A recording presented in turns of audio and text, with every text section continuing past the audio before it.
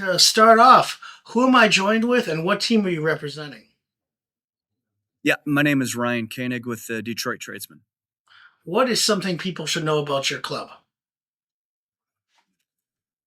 Oh, geez. We started. We're coming up on 50 years next year, so 49 years that we've been organized as a club, and we are built on family. We've been through a lot of changes and things, but we're this D3 side is known as the Unk Squad. We're a bit older, and I think we've got 26 children of the fathers just on our starting side. So it's a bunch of old guys out there that have been playing together for a long time and just looking to get the job done once and for all. You mentioned a bunch of guys playing together for a long time. I think there is Yeah. something to that continuality of playing together so much. You start to kind of, I won't say read each other's mind, but get pretty close. Yeah, I mean, listen, the amount of miles and car rides and road trips that we've been on and flights we've taken together, the amount of family parties and gatherings that we've been to, we just kind of had a sense of, knowing where everybody is and knowing when to run off somebody and who's going to make a run. And I think that really helps support lines and kind of just reading guys and knowing where they're going to pass, how they're going to pass, how to react to it, when to react to it, and all that kind of stuff. So, yeah, I mean, listen, a group of us started in 2008. We made the Final Four in D2 and still playing and here in 2026 in the Final Four. So it's been a long journey, a lot of years playing together, and yeah, here we are. How would you describe your team's style of play? Geez, like I said, I mean, through the years, I mean, at one point we were unspectacular but punishing, and we kind of thrived in the pack and in your face, and we pride ourselves on defense. So we kind of took that. We went through a couple coaching changes.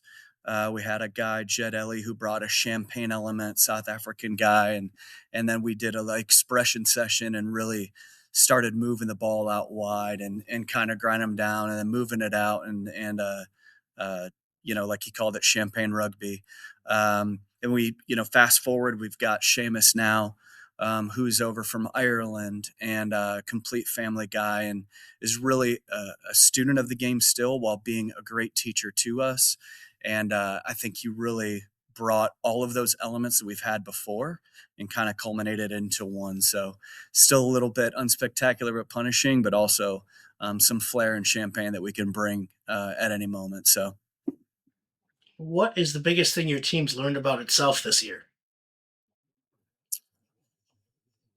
I think the biggest thing that we learn is just to not give up on each other. Like I said, we're very busy. We all have families, jobs. We all go to work on Monday. We work throughout the week, and I think it was just to be patient and to trust the process, and that not everybody can be there all the time because it's family, work, rugby. Those are the priorities and the boys know that. We pride ourselves on that, but trust the process and just know that the guy next to you is going to work extra hard if you're not there.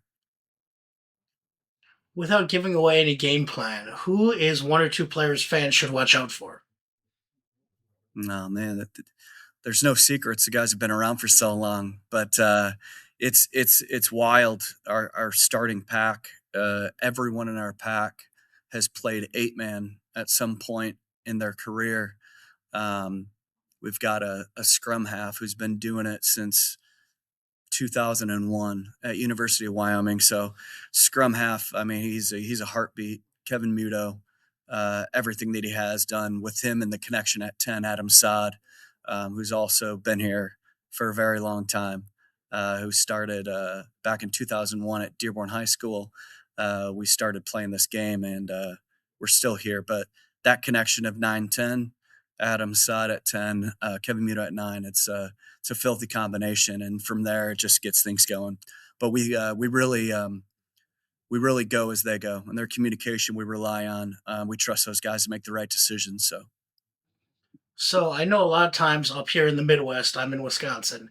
How did your stay? Yeah. Excuse me. How did your team stay active, or what did you do in the winter months? You know, we start our season kind of in the fall, have that break, and then kind of gear up for playoffs and all that.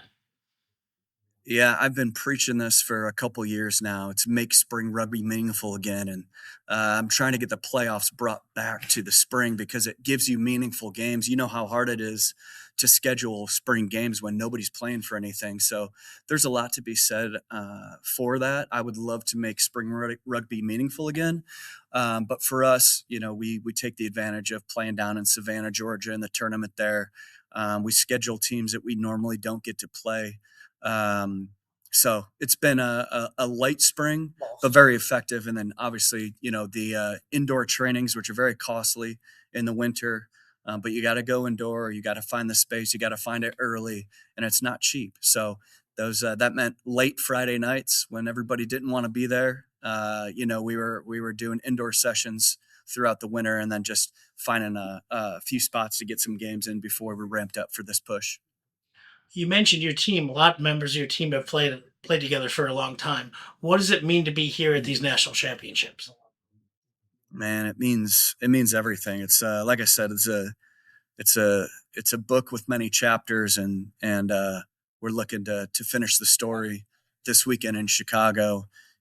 Like I said, many thousands of miles have been traveled with us. There are guys that we're playing for who are unfortunately no longer with us. Right, fallen brothers that would be here with us, and just that alone means the world to us, and we don't take anything for granted.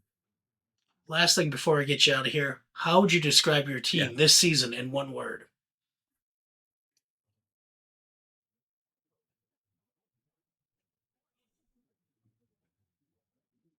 family. Well, I want to say, Ryan, I wish you the best of luck this coming weekend. It's almost upon us. I'm looking forward to it.